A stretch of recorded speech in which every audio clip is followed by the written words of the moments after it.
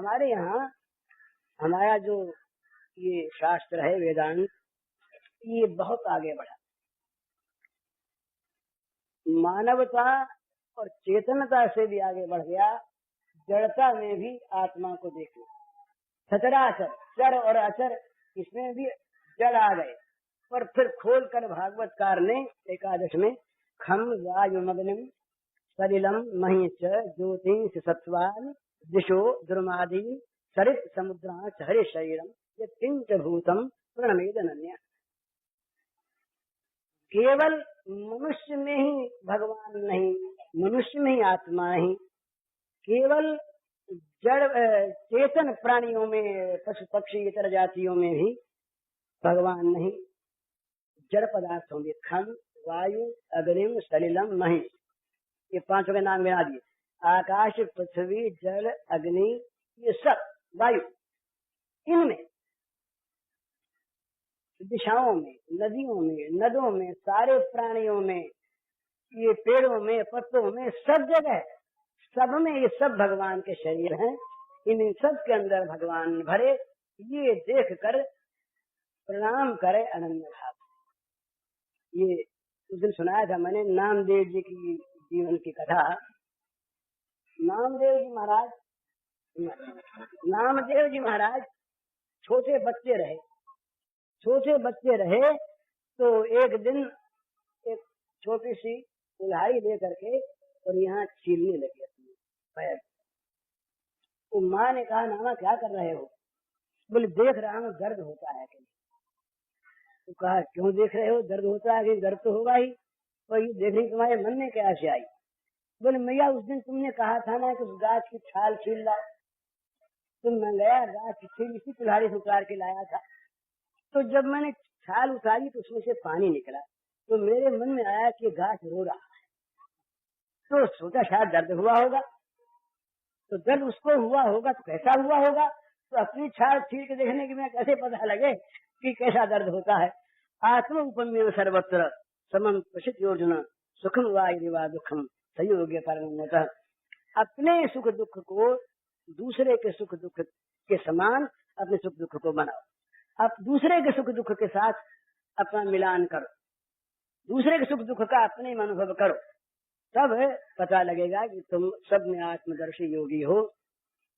तो ये चीज जब जीवन में उतरे तब असली चीज है, केवल वाणी में नहीं। अब आज का मानव जो है ना, आज का मानव ये इतना भौतिक हो गया है, इतना भौतिक हो गया है कि इतर जीवों की तो चर्चा ही नहीं। बेचारे जो ये पेड़ पत्ते हैं, जापान में पेड़ बहुत कम रह गए हैं और जापान में पक्षी बहुत कम, पक्षियों को मार मार के खा गए महाराज। और ये बेचारे और जीव हैं, अब यहाँ से बंदर एक्सपोर्ट होते हैं। मनुष्य के लिए भला लेबोरेटरीज में बंदरों के साथ क्या क्या जुल्म होता है इसका लिटरेचर मेरे पास, किस किस प्रकार से उनको उन पर अत्याचार करके उनको मारा जाता है। प्रयोग परीक्षण, गर्मी के, सुजाक के, आतशक के उनके अंदर कीटाणु भर दिए गए, फिर देखा जाता है कि उनमें किस तरह से वो रोग पैदा हुए, वो बेचारे मरते हैं बुरी तरह से। न मालूम क्या क्या होता है। अब तो मेंढकों का एक्सपोर्ट होने लगा, मेंढकों का एक्सपोर्ट होता है महाराज। मेंढक लोग विलायत भेजे जाते हैं और अपने यहाँ राज्य में मछली इंडस्ट्री, मुर्गा इंडस्ट्री है, ये सब पशुओं को, पक्षियों को मार मार कर उनके मांस खाने का प्रचार किया जाए, विस्तार किया जाए, वो धन कमाने की इंडस्ट्री। अब बहुत बड़े बड़े 4 कसाई खाने खुलने जा रहे हैं भारतवर्ष में, एक बम्बई में, एक कलकत्ते में, एक मद्रास में और एक दिल्ली में, 2-2 करोड़ रुपए की लागत।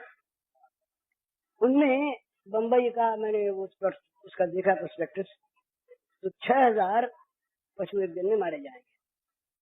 और उसी के बगल में कारखाना बन रहा है, उनके देह के अवशेष जो हैं उनके द्वारा चीजें बनाने का।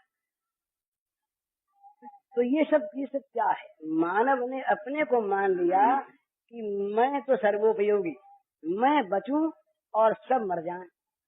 इसका परिणाम क्या हुआ हो रहा है कि मानव मानव में फिर ये बात आ गई कि मानव बचे न बचे, मेरा देश बचे और देशों का नाश हो जाए।